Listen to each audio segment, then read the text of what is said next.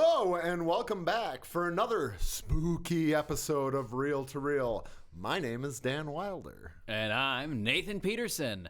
Hopefully you caught our show at 10:30 where our colleagues reviewed Whitebird.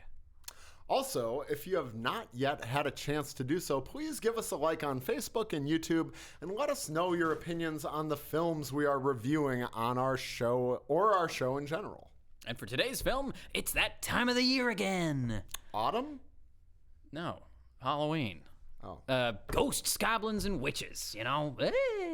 Ugh, sounds terrifying. Just like the title of the film we are reviewing today, Monster Summer. Let's give the trailer a peek. Autumn, really? Monsters. Yeah.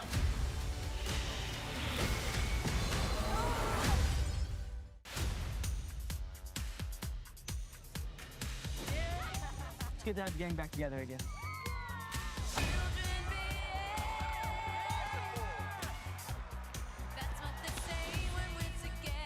Ain't this old man Carruthers' property? I've heard stories about him. Some people think he was a spy, bank robber. I bet their bodies are buried somewhere on this property.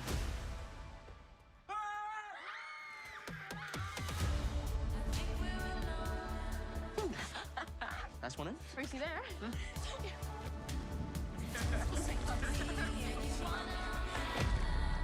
What is that?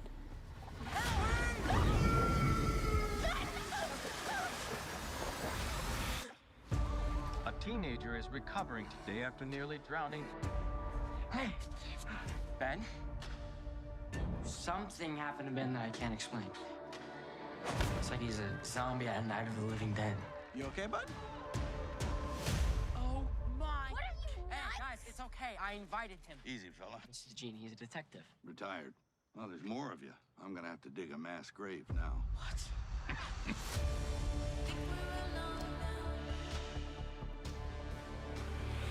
Something is out there.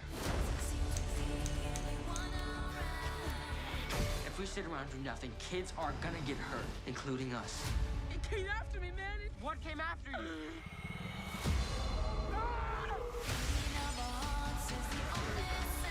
There's definitely something weird going on here.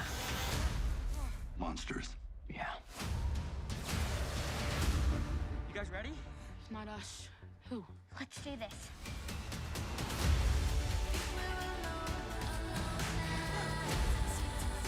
The kids have this vacant look in their eyes.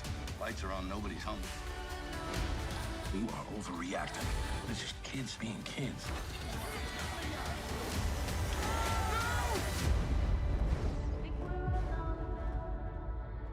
Gene. Gene. No, I thought I told you. Gene?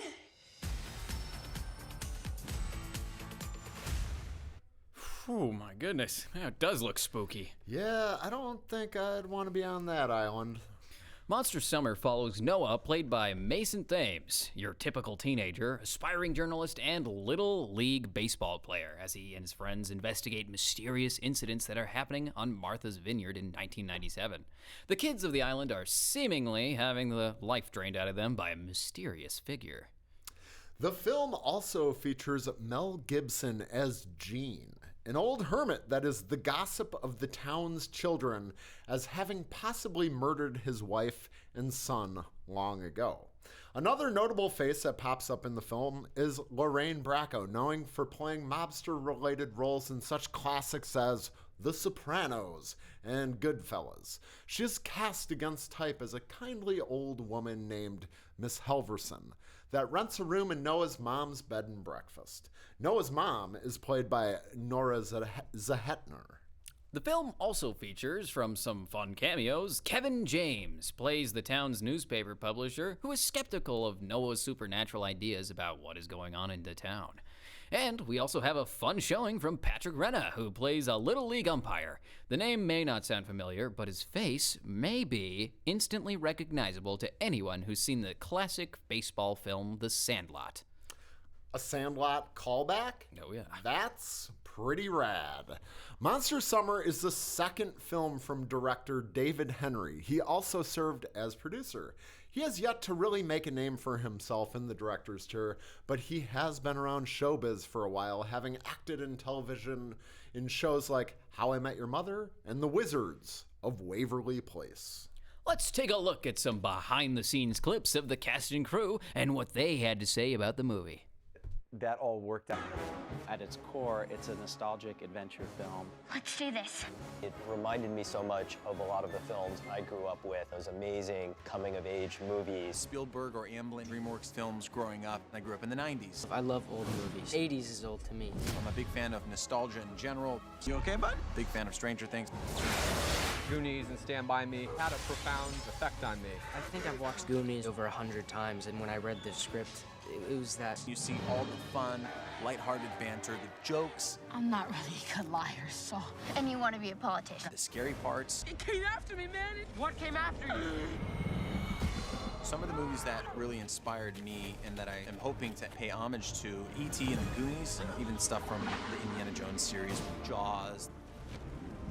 Oh my God, that's perfect. Shut up. The Karate Kid. Bit of a Sandlot, if I may say. It's about growing up, it's about friendship, but it's also about overcoming sort of darkness in your life. You know, your father used to say he cared more about the people in the story than the story. Nathan, did you know the original title of the movie was going to be The Boys of Summer? No, why didn't they go with that name originally? I'm not sure, but I'm kind of glad they didn't. The movie is already full of callbacks, so on one hand, it's good they didn't overblow it with even one more in the title. I did hear, however, that this is the first movie ever made by Pastime Pictures, who were established in 2018 by Dan McDonough and John Blandford, who met on the set of the Fox television show Sleepy Hollow. Huh. Well, Dan, did you know that the former mayor of Southport, North Carolina, Joe Pat Hatem, gave Mel Gibson the keys to the city and declared December 16th, 2021, Mel Gibson Day? Yeah, I did actually. Really? Yeah. Mel was caught completely off guard, and he wondered what that key would even open. Yeah, you seem really caught up on your Mel Gibson facts. Well, yeah, I love that guy, like a lot. I love you, Mel Gibson. Okay, I think we should cut to the commercial before Dan starts reenacting his lines in the previous works. Quickly, please. Please, come on. We really try and keep track of what's going on in the world as far as what are the trends. And so when a student comes here, they're learning the marketing aspects of video production with turnkey. So they learn how to write, storyboard, and capture video, set lights, set audio, and then they learn how to edit everything from start to finish. We believe that we are providing a transformative educational experience. It's hands-on, it's project-based, it's portfolio-based, it's based on real-world industry experiences. They take deep dives on all of these. You know, a lot of the classes are tiered, so you get an entry-level course and then an advanced, and then, you know, you hit your capstone projects where you're bringing them all together. So it's nice the way that they structure it and help you get a deeper understanding of stuff that you may or may not have thought you already had a good handle on.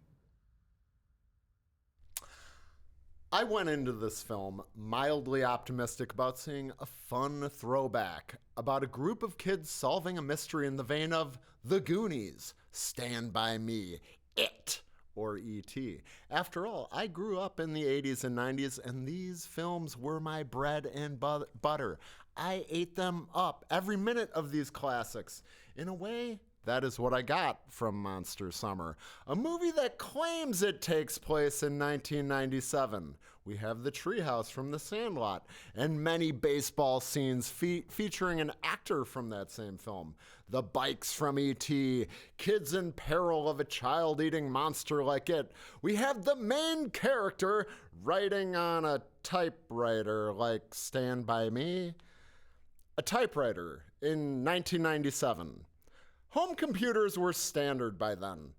I'm old, but I'm not that old. There is no reason for the main character to be writing on a typewriter in 1997. Those things were gone at least 10 years before that, especially for a rich kid with a nice house on Martha's Vineyard. Also, what's up with the special effects in this film?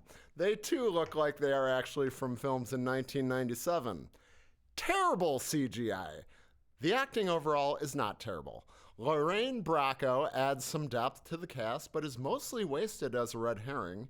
She is a wonderful actress and should be in more films, and I was excited to see her pop up in this and then disappear to never be mentioned again. Also, what is Mel Gibson doing in this film?